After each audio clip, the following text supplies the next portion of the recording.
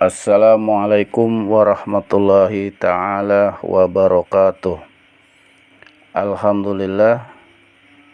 Alhamdulillahilladzi anzalal qur'ana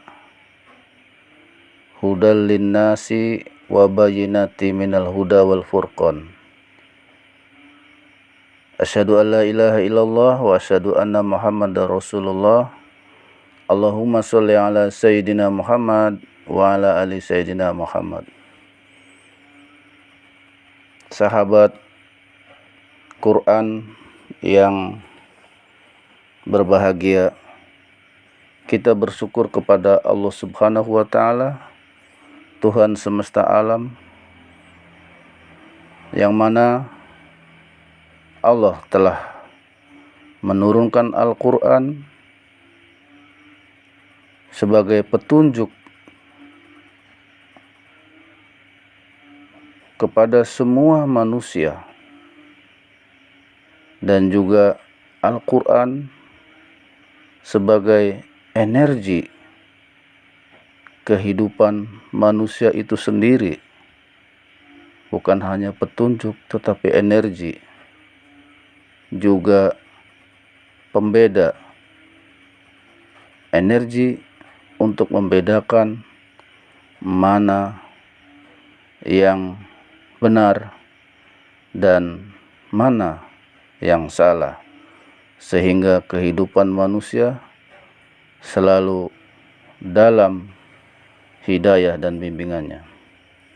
Sholawat dan salam kita sampaikan kepada sosok revolusioner, tokoh yang melakukan perubahan total terhadap nilai-nilai kemanusiaan, sehingga manusia layak menjadi dirinya, mengenal jati dirinya, sehingga juga mengenal siapa penciptanya. Sahabat Quran yang selalu dalam kasih sayang Allah. Kata Rasul, khairukum man ta'allamal Qur'ana wa 'allamahu. Sebaik-baik kamu adalah orang yang mempelajari Al-Quran dan mengajarkannya. Dalam konteks ini, kita berusaha menuju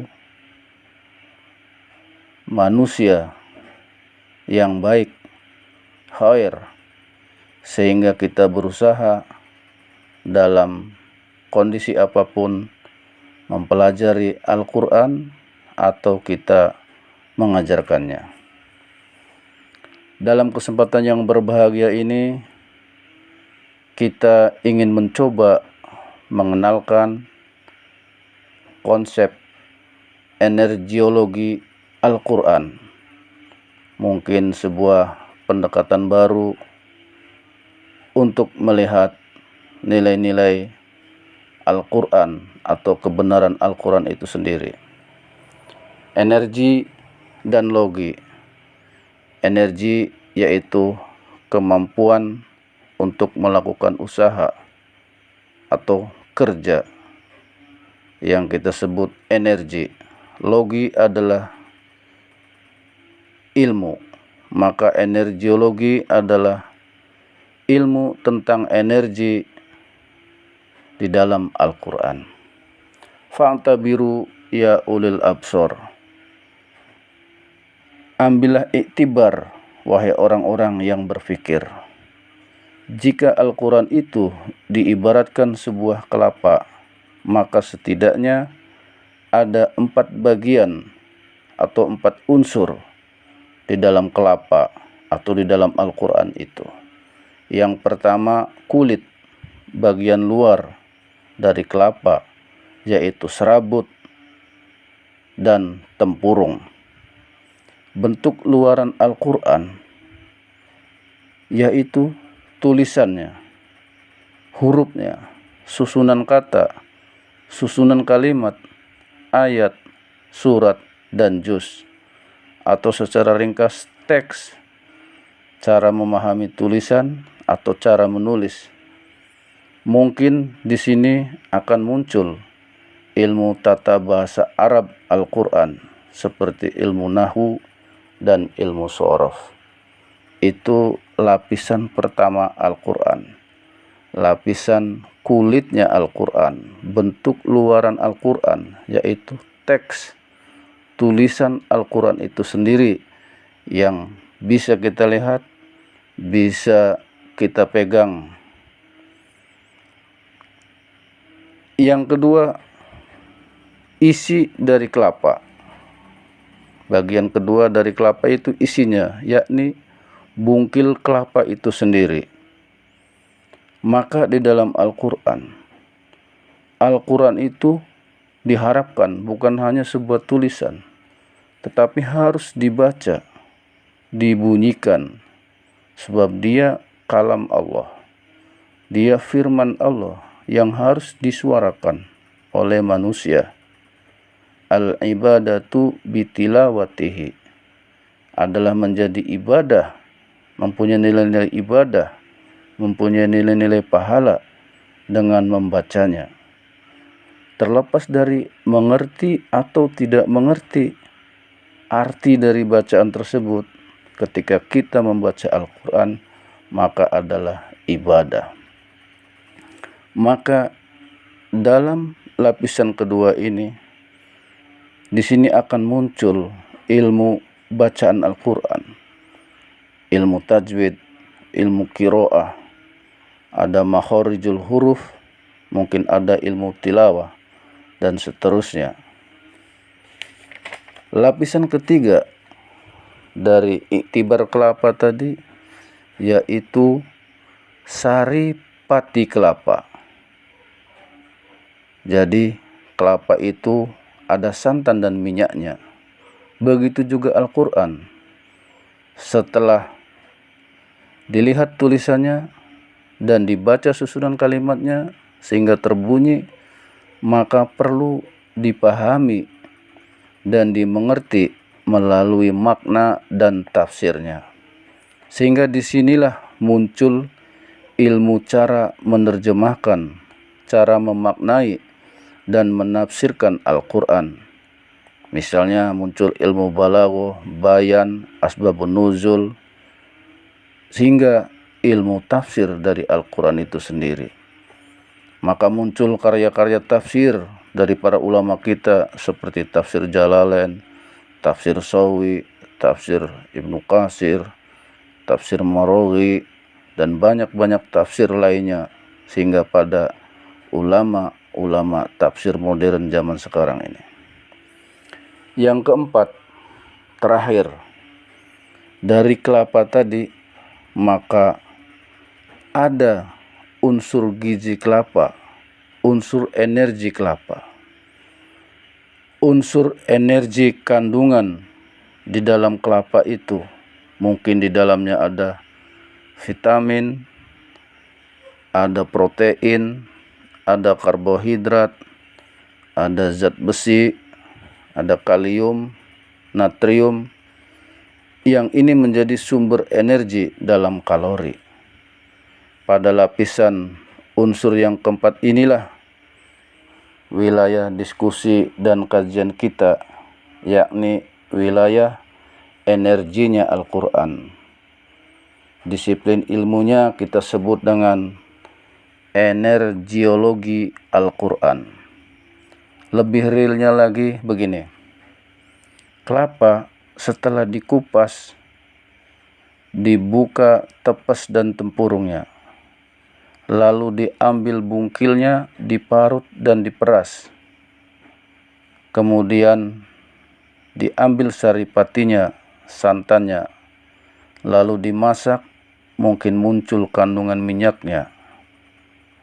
Bisa dimasak menjadi kue atau sayuran atau kuah atau gulai, atau dijadikan bumbu dalam masakan rendang.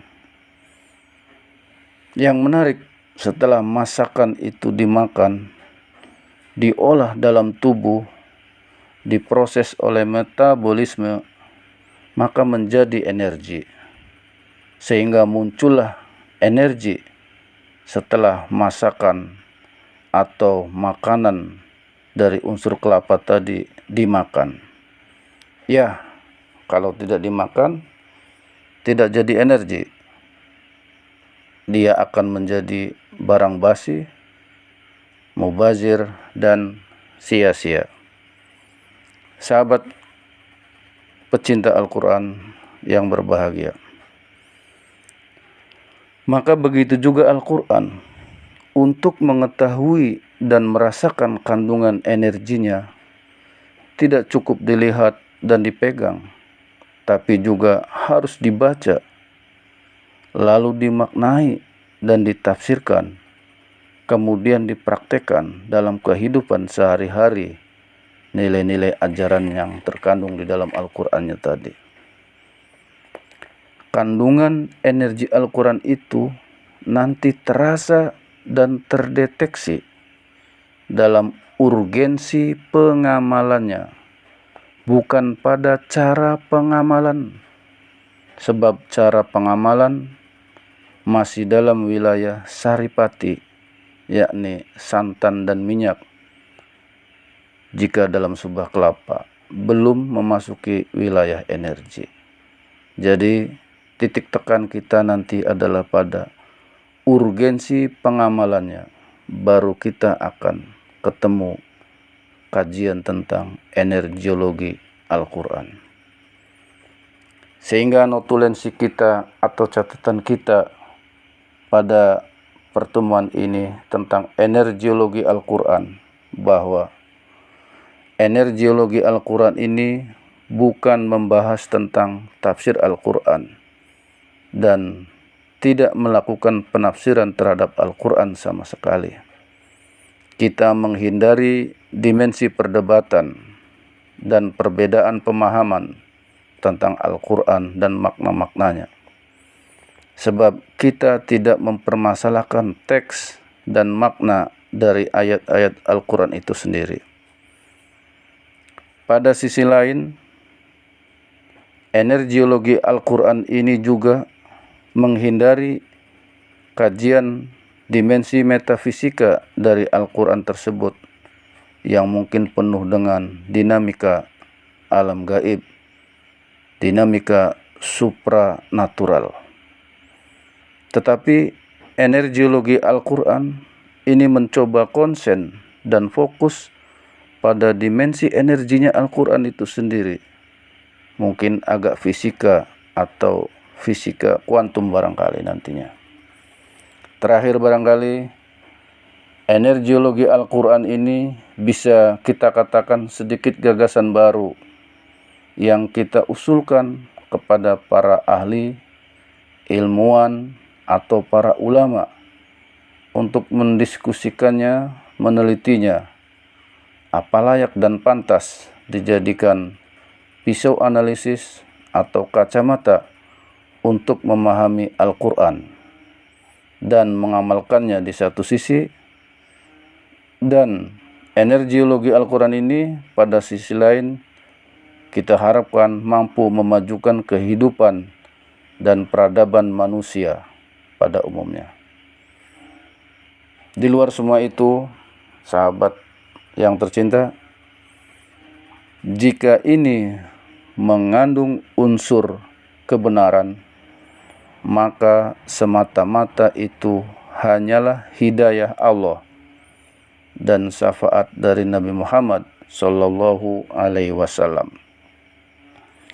Tetapi untuk sebuah pengembangan ilmu dan metodologi serta khazanah keislaman, ya, kita berharap semoga ini bermanfaat.